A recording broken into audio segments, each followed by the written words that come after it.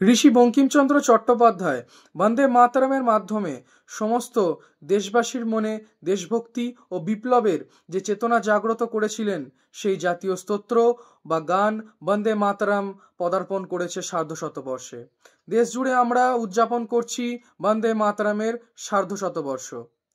বন্দে মাতরম, যার অর্থ মা তোমায় বন্দনা করি, কালজয়ী এই লেখনী অসংখ্য স্বাধীনতা সংগ্রামী ও দেশ গঠনের কাজে নিয়োজিত কর্মীদের অনুপ্রাণিত করেছে প্রজন্মের পর প্রজন্ম ধরে। ঋষি বঙ্কিমচন্দ্র বন্দে মাতরম গানটি আনন্দমঠ উপন্যাসে প্রথম প্রকাশিত করেছিলেন, যেখানে বন্দে মাতরম গানটি দেশপ্রেমের প্রতীক হিসেবে ব্যবহৃত হয়েছিল, যা জাতীয়তাবাদী চেতনার একটি মাইলফলক হিসেবে মাতৃভূমির প্রতি সমর্পণ ও আধ্যাত্মিক আদর্শের প্রতিফলন।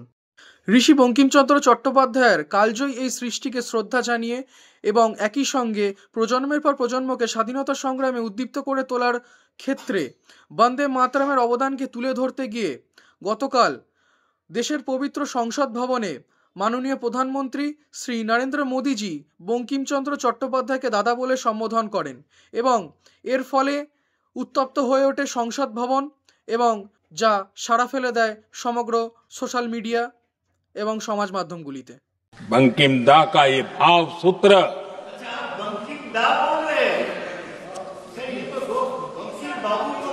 बंकिम बाबू बोले। अच्छा, thank you thank you thank you thank you thank you आपकी भावनाओं के लिए मैं आदर करता हूं। बंकिम बाबू ने थैंक यू दादा, थैंक यू। हाँ, তো আপনারা ভিডিওটিতে দেখতে পারলেন যে মাননীয় প্রধানমন্ত্রী তার ভুলটি শুধরে নেন এবং বিরোধীদের সামনে পেশ করলেন যথার্থ রাষ্ট্রপ্রধানের সংজ্ঞা।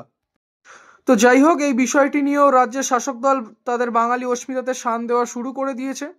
কিন্তু এই যে বাঙালি অস্মিতা, এটা হৃদয় কেন্দ্রিক নয়, বরং নিছক এক রাজনীতির ষড়যন্ত্র, সেটা আশা করছি আপামর বাঙালি সমাজ, যারা প্রকৃত অর্থে বাঙালি, তারা বুঝতে পেরে গেছে। আপনাদের নিশ্চয়ই মনে আছে 7ই নভেম্বর, অর্থাৎ যেই দিনটিতে এই বন্দে মাতরম রচিত হয়েছিল, সেই দিনে ঋষি বঙ্কিমচন্দ্র চট্টোপাধ্যায়কে শ্রদ্ধা জানানোর জন্য তার কলকাতার বাড়িতে উপস্থিত হয়েছিলেন পশ্চিমবঙ্গ বিধানসভার বিরোধী দলনেতা, এবং আমরা সকলে সমাজ মাধ্যমের দ্বারা দেখতে পাই যে ঋষি বঙ্কিমচন্দ্রের বাড়ির সামনে রাস্তাটি খুঁড়ে দেওয়া হয় যাতে বিরোধী দলনেতা তার কর্মসূচিটি করতে ব্যর্থ হন।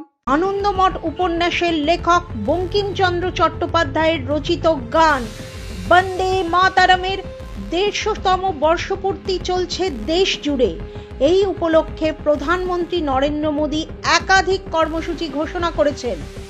সেই রকমই একটি কর্মসূচিতে অংশ নিতে গিয়ে বিরোধী দলনেতা সহ বিজেপি নেতৃত্বকে পড়তে হলো বাধার মুখে।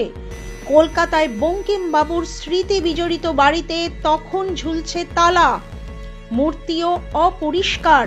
আবার সেই বাড়ির সামনের রাস্তাটিও বেছে বেছে 7ই নভেম্বর অর্থাৎ এই গানের 150তম বর্ষপূর্তির দিনেই ভেঙে দেওয়া হলো।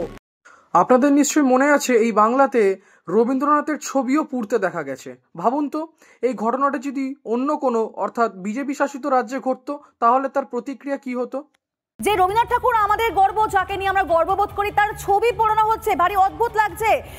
তাই কোনো রাজনৈতিক ষড়যন্ত্রে পা দেবেন না। মনে রাখবেন 2026-এ আমাদের সকলকে এক হয়ে, আপামর বাঙালি সমাজকে একত্রিত হয়ে দুর্নীতিকে বিসর্জন দিয়ে উন্মোচিত করতে হবে আমাদের সোনার বাংলাকে।